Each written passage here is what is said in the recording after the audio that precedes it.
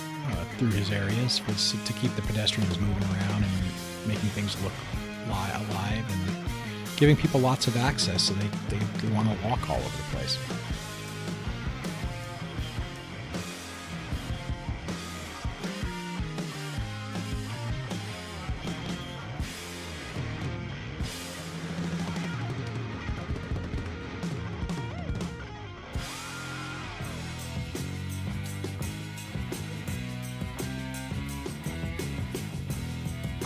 And here's sort of that finished area I was talking about, the lower area. All right, the Chariot. So, I don't know why, but I just felt like I needed to make a Chariot for this, because I couldn't find an asset on the workshop for like a good Roman Chariot.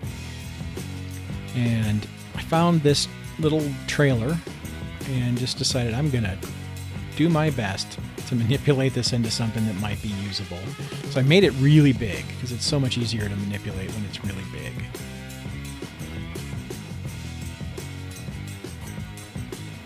I'm sorry that it's jerking around so much because it's just so hard to keep centered when you're up high in the air like this.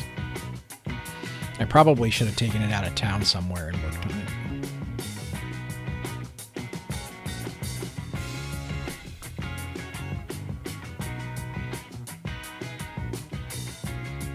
So once I get it the shape I want, I'm going to, use the POs to cover the color with a just a solid color on here. And then I can color them multiple colors if I need to use them as multiple chariots in the future. I did my best to keep the wheels and stuff in place. And here we go. I think, color. What color do you think I'm going to settle on? Red. So now I need a gladiator on there, and I need some horses to pull this.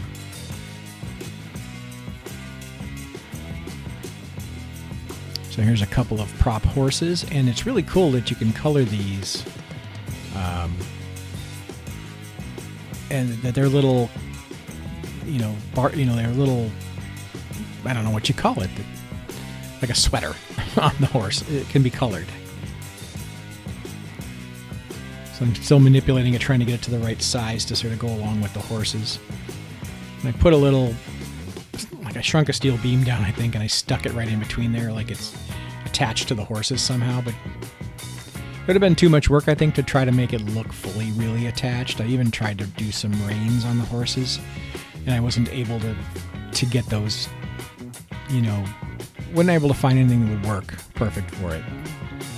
So here I got the soldier in there, and I got a stop sign.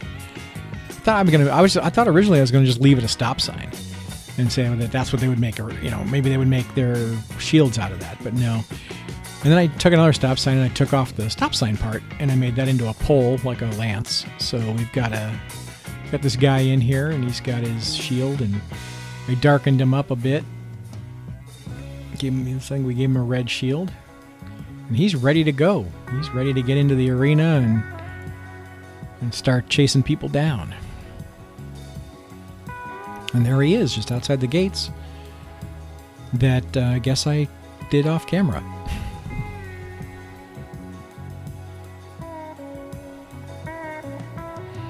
There's a nice long shot where you can see where I placed him.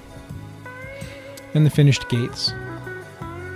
Alright, here's the cinematic. Sit back and relax.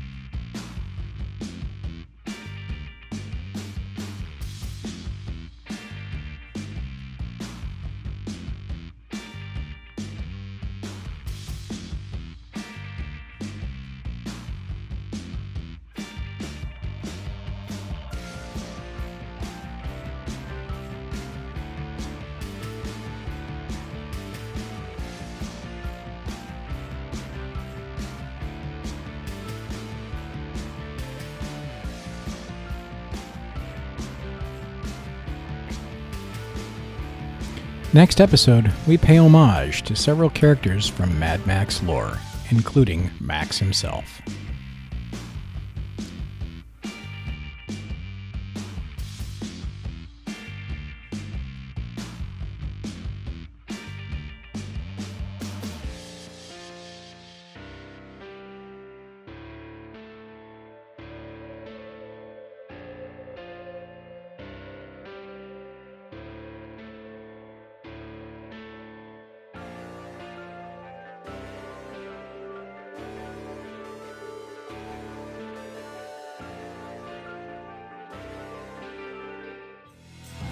Thanks for stopping by.